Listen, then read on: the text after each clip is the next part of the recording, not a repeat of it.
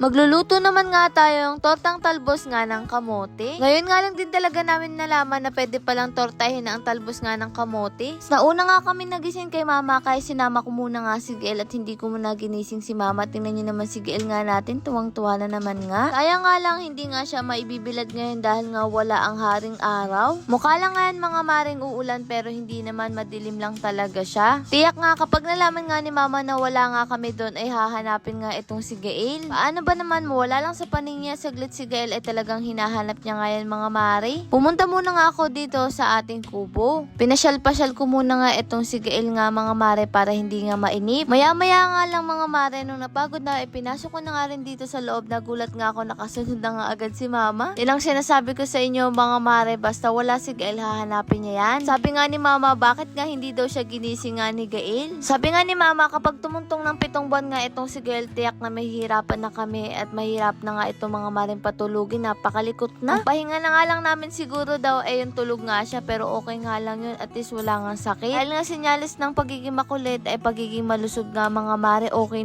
na rin sa amin yun. La Eric nga pumunta na nga rin dito mga mare para nga pakainin yung itik. Tingnan nyo naman si paring Eric dito mga mare oh. Sinabi ko na nga rin sa kanila bago nga sila umuwi ay bumili na nga rin sila ng mauulam. Para nga sa ganun ay lulutuin ko na nga rin siya pagdating nga nila mga mare. Habang wala nga sila nag-asikaso na nga rin ako dito ng kamote. Salamat nga po sa pagbibigay ng suggestion nga dito sa mga nag-comment nga nito. Kasi nga sa comment ay masarap nga daw to mga mare. Gagayatin mo nga lang daw ng maliit tapos lalagyan mo nga ng harina at itlog. Hindi ko nga ganun kinaramihan mga mare kasi susubukan ko lang muna baka nga masayang baka hindi nila magustuhan. Pag nga okay nga yun mga mare ay gagawa nga ako ng marami kasi tamang-tama marami naman tayong itlog. Si tatay nga hindi nga rin makapaniwala na pwede nga rin daw yun mga mare. Hindi ko man nga ma-replyan lahat ng comment nyo ay talagang binabasa nga namin yun. May mga suggestion nga kayo at advice na talaga namang sinusunod nga namin. At marami rin kaming natututunan nga sa inyo mga mare kaya maraming salamat sa paggabay nyo. O siya pagkagayat ko nga ng malilit ng kamote inilagay ko na nga rin mga marang itlog, harina, paminta, pampalasa. Nung okay na nga yung pinainitan ko nga dito mga maring kawali ayan nilagay ko na nga rin yung unang batch nga ng pagpiprito nga natin dito. Noong una nga medyo kinakabahan nga ako baka hindi nga pwede kung ano nga magiging itsura nito pero nagulat naman ako okay na okay pala. Tong sakto nga ito kay Gael kapag malaki na nga siya mga maring. Mang tama nga to sa mga batang hindi nga marunong kumain nga ng gulay hindi naman mahahalata. Medyo nasunog pa nga mga mare paano ba naman kasi nga napakalakas nga ng apoy at napakadami kasi nating kahoy ngayon. Galing lang din talaga mga mare talaga mapapakinabangan nga natin ang talbos nga ng kamote. Nag-search nga din ako kung pwede. Nakita ko noon pwede kaya nga lang yung iba ay pati baging ay nilalagay. Mati nga sila mama kasi may bibili nga daw itlog. At eto nga po yun sila nanay. Natanong nga ako kung ano nga daw ang niluluto ko nga. Sabi ko nga tortang talbos ng kamote. Ang sabi nga ni nanay ganun pala yun, pwede pala yun. Sa tagal niya na nga daw ngayon nga lang din niya daw nalaman niloko pa nga ako na baka daw gayahin niya nga rin ako. Nakakatuwa lang din kasi mga mare meron sa ating pumupunta. Lalo na sa amin nga mga mare na hindi nga pala labas. Lagi lang kami andito. Si tatay lang talaga mahilig lumabas. Sabi ko nga kay Eric ay kumuha nga siya ng sili para mabigyan nga sila nanay. Luto nga rin pala ako ng hotdog dahil nga andito si Agatha buko doon ay paminsan-minsan lang naman at eto nga si mama oh. Tatay nga namitas naman nga ng talong para may maibigay nga din na talong. Ko pala na chika sa inyo mga mare ang lulutuin ko pala bukod nga doon sa torta eto nga mga maring tilapia at gagataan ko nga yun na may pechay. Tinatanong ko nga sila kung gusto nilang may sabaw o tuyong-tuyo nga yun niluluto nga natin. Si mama kasi ang tatanungin ko ay talagang sasabihin nun tuyong-tuyo nga ay niya kasi may sabaw. Pero kung ako ang tatanungin mas gusto ko nga yung may sabaw kasi nga sabaw pala ay ulam na. O siya mga mare samahan nyo ulit kami sa panibagong araw at panibagong tanghalian nga dito sa kubo. Marami rin nakakapansin nga kung bakit daw ang payat nga ni Kuya Richard. Kahit nga kami ay napansin nga namin mga mare na pumayat nga siya. Bago pala siya mga mare umalis nga dito masama na daw ang pakiramdam niya at